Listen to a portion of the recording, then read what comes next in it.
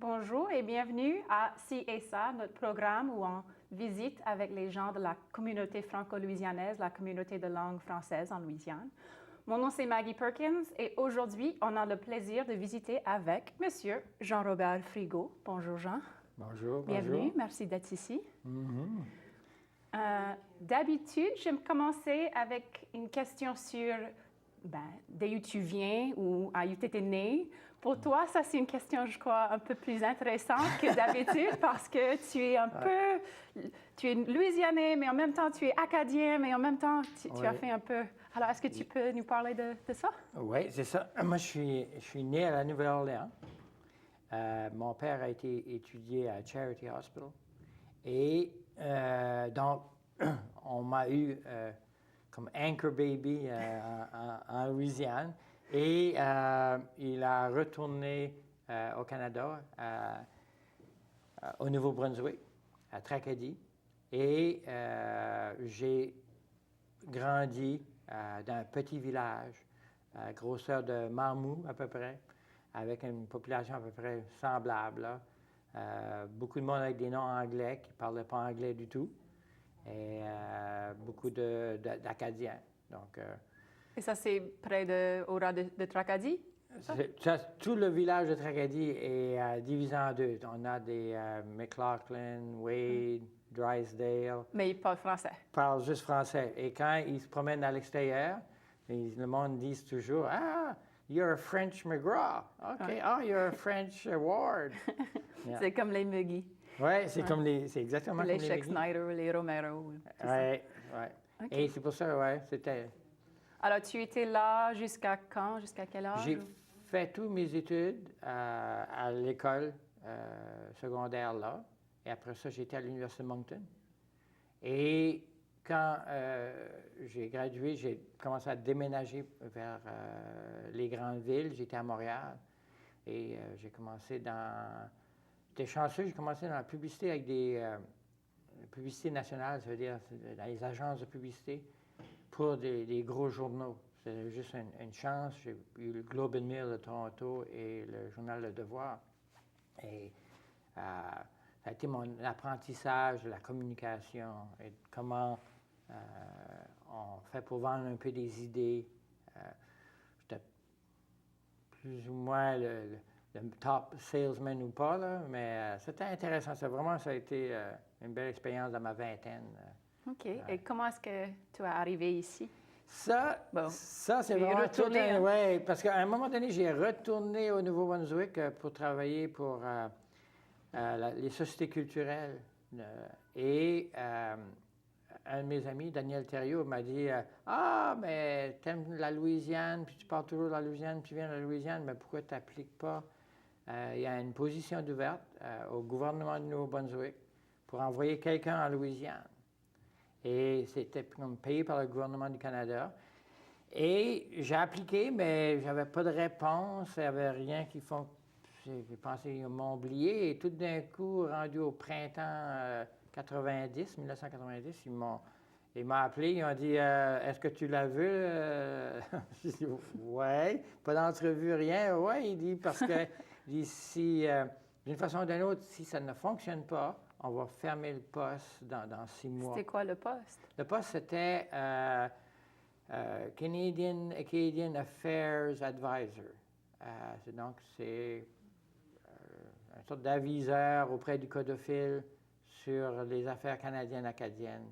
Wow, okay. C'était vraiment un lien entre la province du Nouveau-Brunswick et le gouvernement, le codophile, si vous voulez. Mais c'est cool.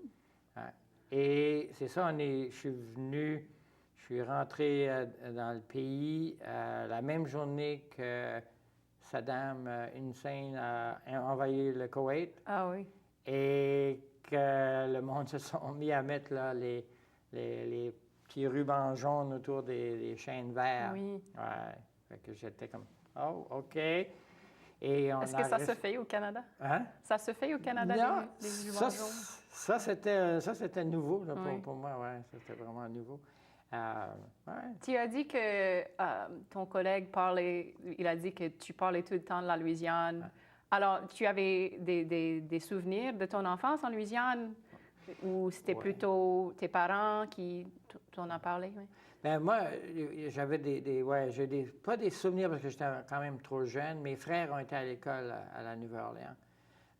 Mais moi, comme tel, j'étais revenu dans les années 78, 79, faire un tour, voir, parce que je pouvais regarder la carte, là, et ça disait la paroisse évangéline, paroisse Acadie. Donc, je m'imaginais qu'il y avait des gens un peu comme moi. Moi, quand j'ai grandi à Tracadie, le concept acadien, puis le drapeau acadien, puis tout ça, c'était presque inexistant là, dans ma jeunesse. C'est apparu en même temps que moi, là.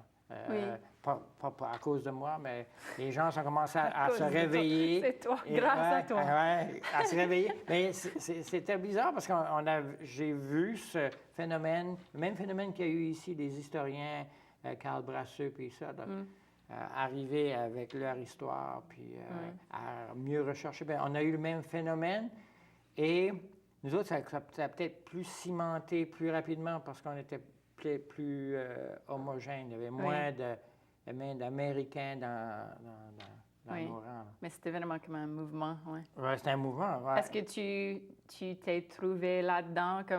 Est-ce que ça t'a pris le mouvement? Ou est-ce que c'était plus tard? Parce qu'à cette heure, tu t'impliques beaucoup dans la francophonie louisianaise, dans les relations entre Acadie et la Louisiane. Mais est-ce que ça c'était toujours comme ça ou tu as eu un moment révélateur?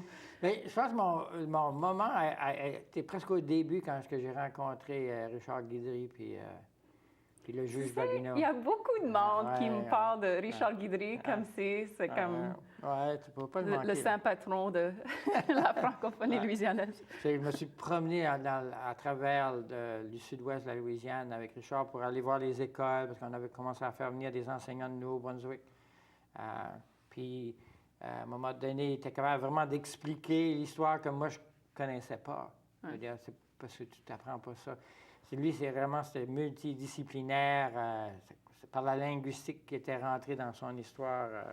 Mais moi, c'était plus que ça. Il était capable vraiment de nommer d'une façon peut-être un peu plus subjective. C'est ça qui était plaisant. Là.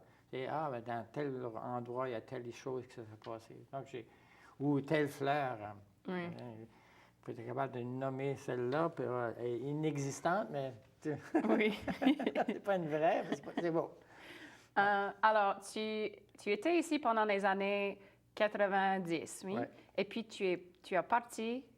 Oui, j'ai retourné après le contrat a été terminé, parce que d'une façon ou d'une autre, le gouvernement canadien allait couper ces fonds-là.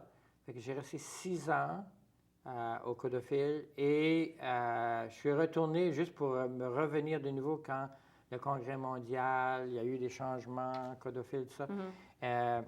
Et je suis revenu pour le Congrès, pour préparer le Congrès mondial avec Brian Como. Fait que ça, c'était une belle expérience, parce que là, ça me lançait dans toutes les régions, dans tous les villages, parler à beaucoup de monde. Parce que le Congrès mondial en Louisiane, c'est vraiment pas fait par le comité du Congrès, il s'est fait par les gens de Donaldsonville, Plaquemine, le Lac-Charles, Jennings. C'est tout ce monde-là.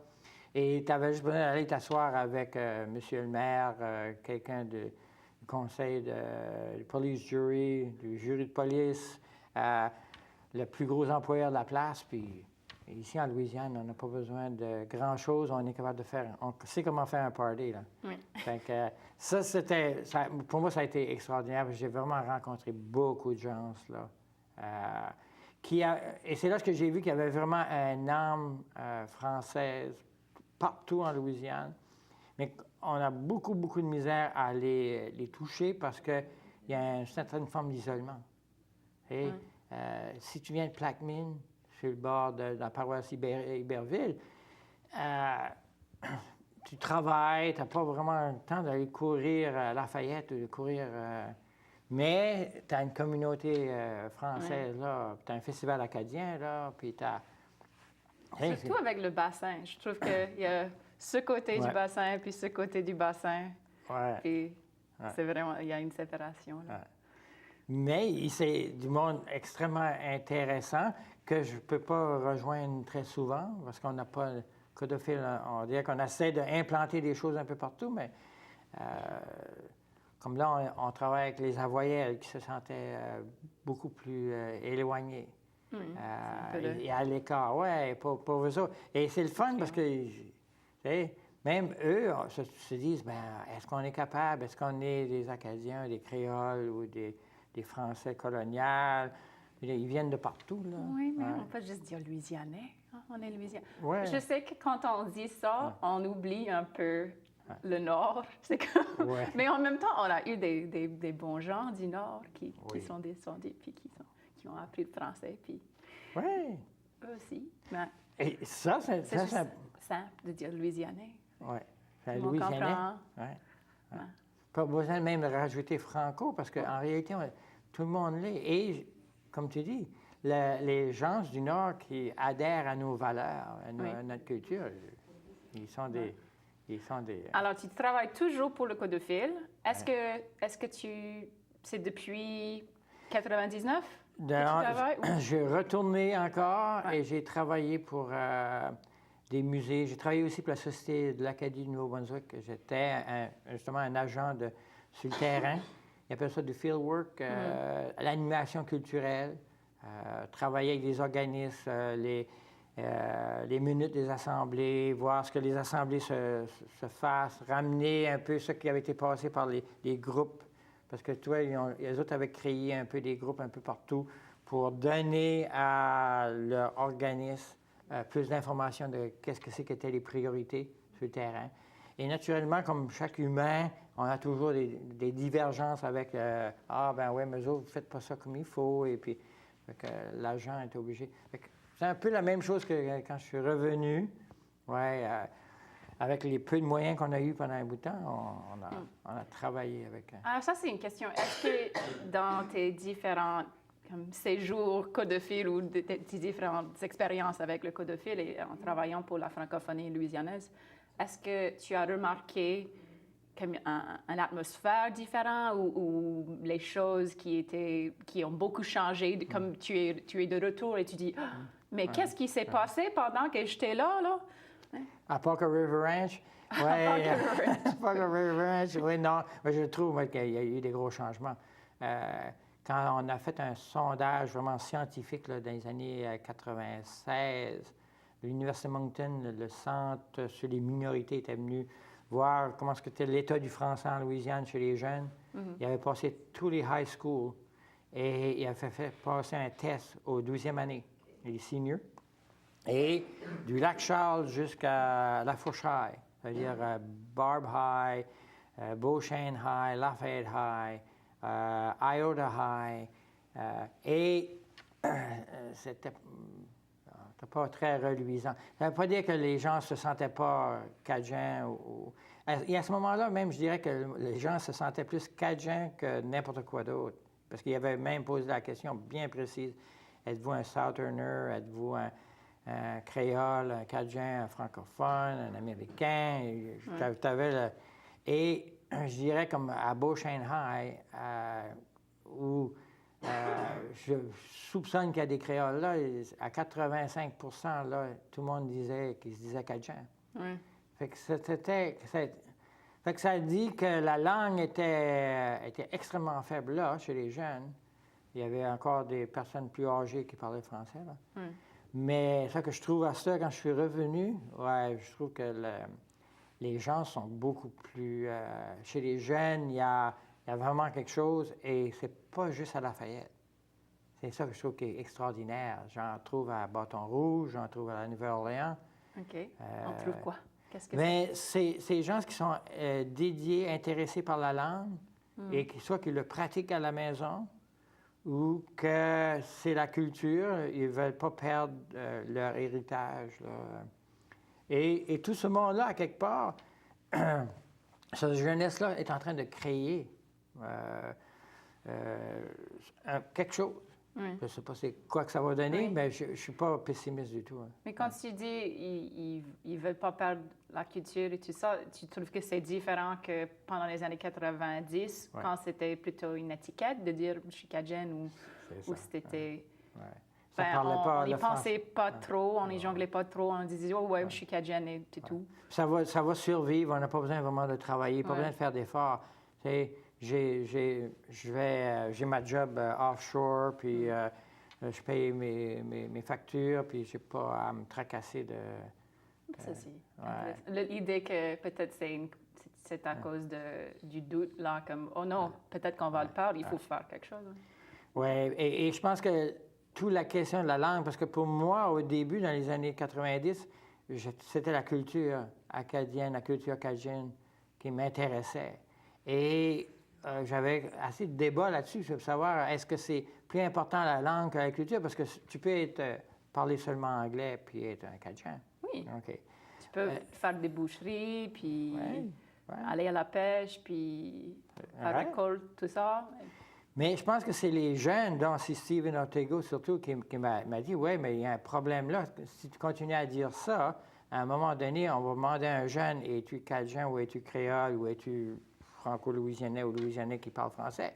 Puis il va dire, I don't know, because j'ai même pas de grands-parents qui parlent. Tu sais, on parle tous la même chose et on vit tous du même, de la même source. Il n'y a rien de mal d'être un Américain, là. C'est juste que c'est que tu peux être il n'y a rien de plus beau que d'être un Cajun américain, genre. C'est pas... Un n'empêche pas l'autre, là. Comment est-ce que ça marche en Acadie, tu trouves, avec être Canadien versus être Acadien?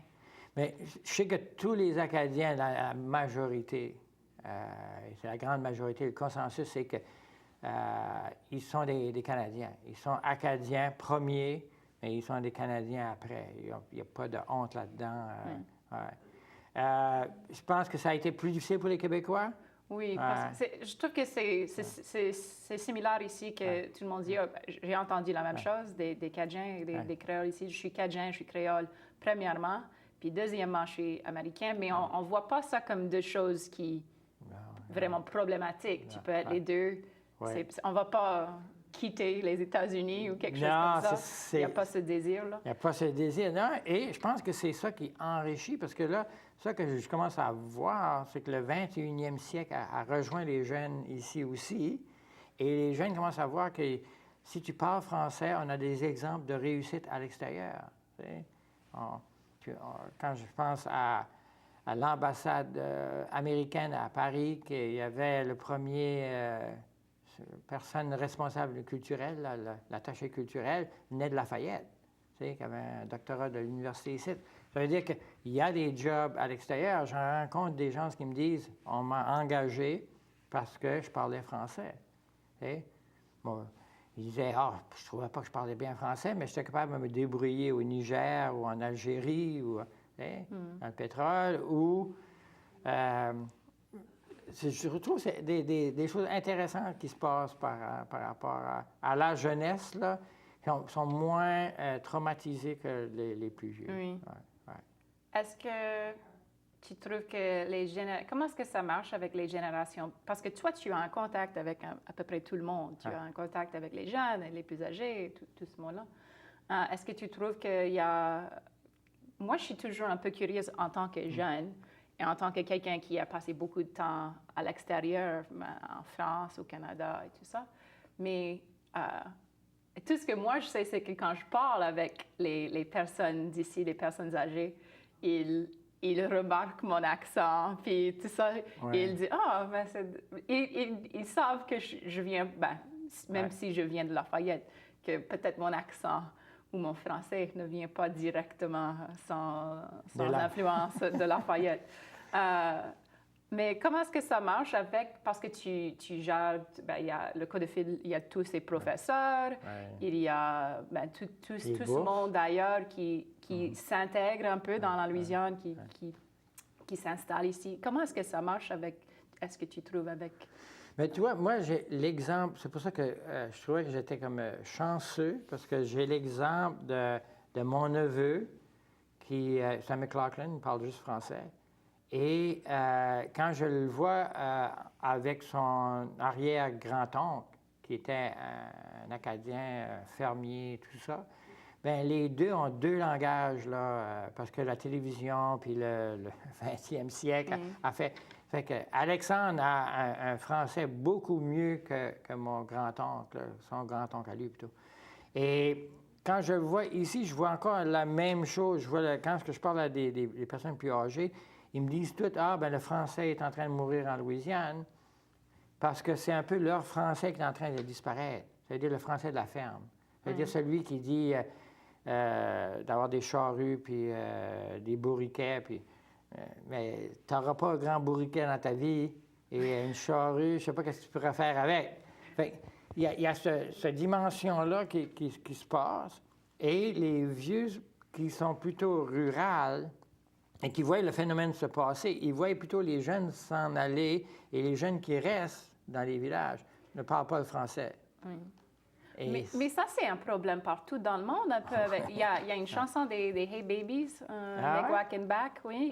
Et c'est sûr, tous les mouvements vers Moncton et tout ça. Et c'est pas une question de langue même, là, c'est juste une question de population.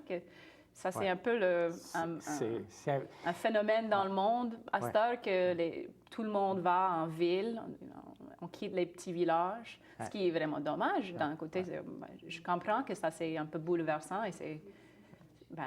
moi, j'aime les petits... Même si j'habite en ville. J'aime les villages, oui. J'aime les petits villages. J'adore aller à Arnaudville, puis à Sunset, puis à...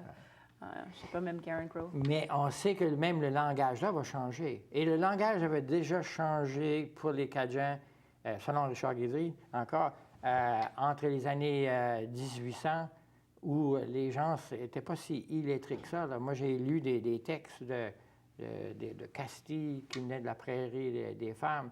Son français était vraiment bien écrit, là. C'est sûr que si tu n'enseignes pas le français dans les écoles à partir de 1921, et tu as tout le traumatisme, là, ça, ouais, ça aide pas. Mais ça fait que c'était plutôt... Il y a peut-être eu un français qui s'est comme cimenté dans les petits villages, et puis ces gens-là sentent que, oui, leur langage est en train... Mais ça que tu parles, c'est du français, et c'est du français louisianais. Et j'ai même pas de problème avec les... Techniquement, je suis louisianaise et je parle français. Oui, c'est français louisianais. Moi, je trouve que c'est un bel... Et c'est là ce que l'enrichissement de ce qu'on va avoir. C'est de voir une journée, un jeune dans une classe d'immersion qui est capable de dire à quelqu'un de la France, qui dit « Ah, mais on dit pas ça en France, c'est pas... » Et le jeune dit « Ah, mais il dit ça au Mali parce que mon professeur malien m'a dit que ça disait. » Mais il y a plein de choses qu'ils disent en France aussi. Moi, j'ai passé un an à Poitiers, et puis à Poitiers, dans les alentours, ils disent « barrer la porte ». Ils disent des affaires comme ça, tu sais. Il y avait plein de choses que... Quand je dis « on dit ça en Louisiane », ils ont dit « Ah, ça c'est comme mes grands-parents. Ça, c'est comme le patois de mes grands-parents ou quelque chose comme ça. » Donc, c'est pas si limité que ça. Non. Et tu vois, mon petit séjour au journal Le Devoir à Montréal, qui est un journal très francophone, puis très... il y avait beaucoup de puristes là aussi. J'appelle ça des puristes, ceux qui essaient de mettre la langue française, là. Et moi, je pense qu'il y a toutes sortes d'accents en Louisiane. Oui. Ouais. Et il y a toutes sortes de... Est-ce que c'est... Ouais. Bon. Non, c'est bon. OK. OK. Non, oui. Parce que je vois ça comme un phénomène, là. Et même s'il y a certaines personnes âgées qui pensent que c'est en train de périr, c'est sûr qu'on n'a pas les normes... On a plus de 700 000 personnes qui parlent français en Louisiane. Mais... moi, je crois qu'on en a plus que les 144 000 que le recensement donne. Ouais. Je dirais qu'on est à 250 000. OK. Ouais. Moi, je crois que ça, c'est tout. On a plus de temps. Mais merci d'être ici, et à la prochaine fois. On se voit bientôt.